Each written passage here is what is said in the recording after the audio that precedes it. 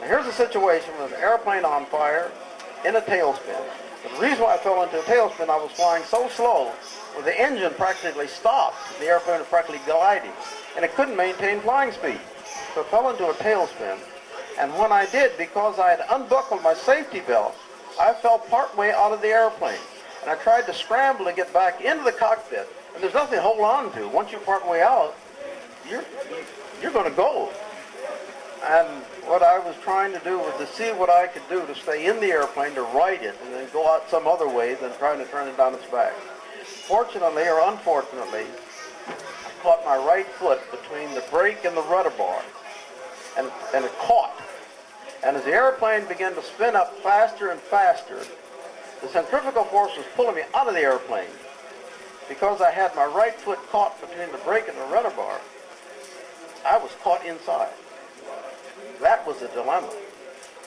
I remember distinctly, that was 60 years ago, but I remember distinctly, the thought that went through my mind was, so this is how guys go. I was caught in an airplane on fire in a tailspin, and that was it. What happened was, because I was hanging partway out of the cockpit of the airplane, my oxygen mask blew off my face, and I went unconscious.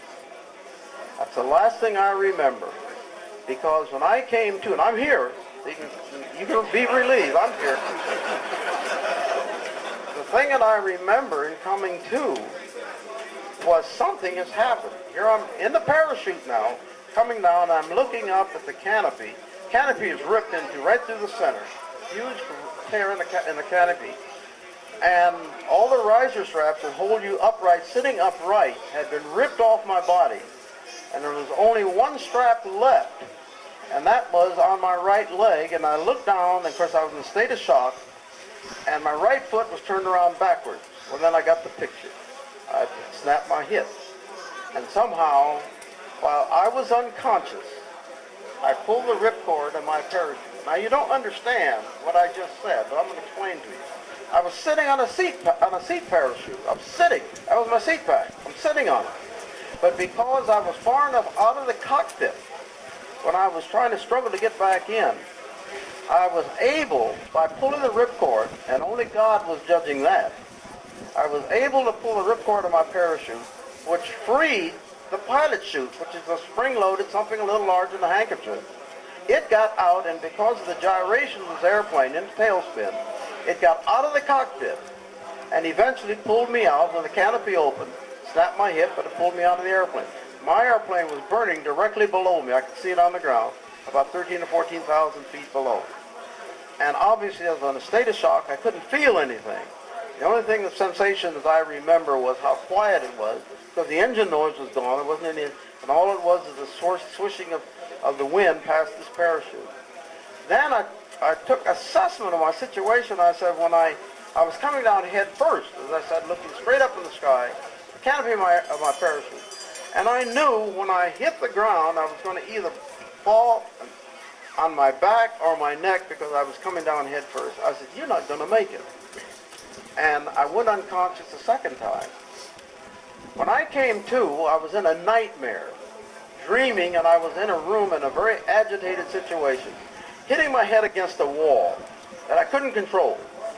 But what in reality was happening, I was coming down in the parachute, and then as the parachute descended into the trees, the speed of the parachute began to slacken, and my head was hitting branches as I was coming by. And I woke up. And then I could see what my situation, and the parachute came to rest at the top of the trees. I reached out and grabbed a branch and sat on it. Now you could exhale. But my situation wasn't over. I had a British parachute on. The British parachute has one toggle right on your chest.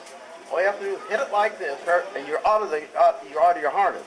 The reason for that is that everybody in this audience knows many of the British pilots had to come down over the channel. And they had to get out from underneath their parachutes very quickly, or they might be caught in a situation of drowning.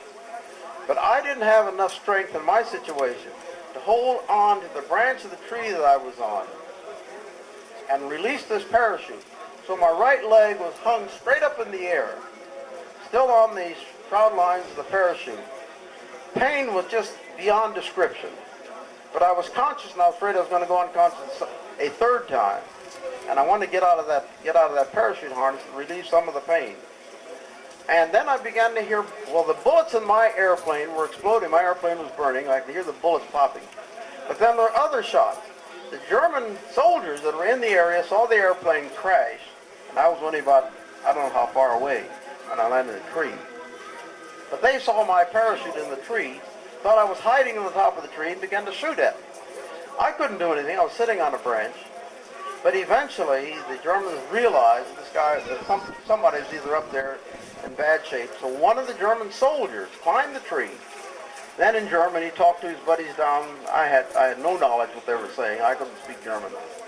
But the first person was he was the victor, so he was going to take all the loot he could off my body.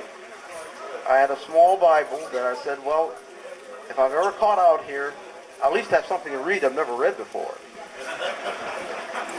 I had a small package of mints, and I think I had some miniature Hershey bars. And that was going to be my salvation if I ever caught out there and had to walk home, 500 some odd miles from home. The fellow took that off of me. He took my insignias off my shirt, or whatever I had on. Took my wings. I had my wings on. Then I had a ring on my finger, of my left hand. My glove on my left hand had been blown off, and he could see that he thought I had a ring on. So he was asking me for the ring, and obviously I kept my fingers crooked, pretending like I didn't understand what he was asking for. And he reached down in his boot and pulled out a knife. It looked like the knife was as long as I don't know what. So obviously I handed him the ring. I said, I can get another ring. But eventually another fellow came up, and they were discussing how they were going to get me out of this tree, of this leg of mine in two pieces. But eventually they put a rope underneath my armpits and lowered me down this tree to the ground. Now I can tell you, you've never been up a tree, you have more difficulty. Every time my right leg hit a branch, of course you know it's in two pieces, it would go up and then flop down. And I was playing a game with myself. I said, you're going to pass out. All you have to do is just wait. You're in such pain, you're going to pass out. But I didn't. I was still awake. Hit the ground. Then they looked at me and said, what am I going to do with this guy? There were several of them. We were in a woods, so they decided to get a horse. So they put me on the back of a horse, and every time the horse took a step, my leg would bounce, and of course that was just excruciating. They finally put me in a German touring car. This touring car doesn't have a top on it. Wrapped me in my parachute because I was in a state of shock, and toured me through a small village somewhere in Yugoslavia, perhaps close to Zagreb, Yugoslavia, to a hospital. And of course I was conscious. I felt like I really wanted to go unconscious, but I was playing a second game. I was looking at the curious people on the street. The car was moving very slow, and I was trying to see if I could see at least one friendly face that would look like that had some sympathy for me in my situation. Well, of course, I was just a curious person to them, and I said, what kind of a hell have I arrived in? Can't even find a person that looks like they have some sympathy for my situation.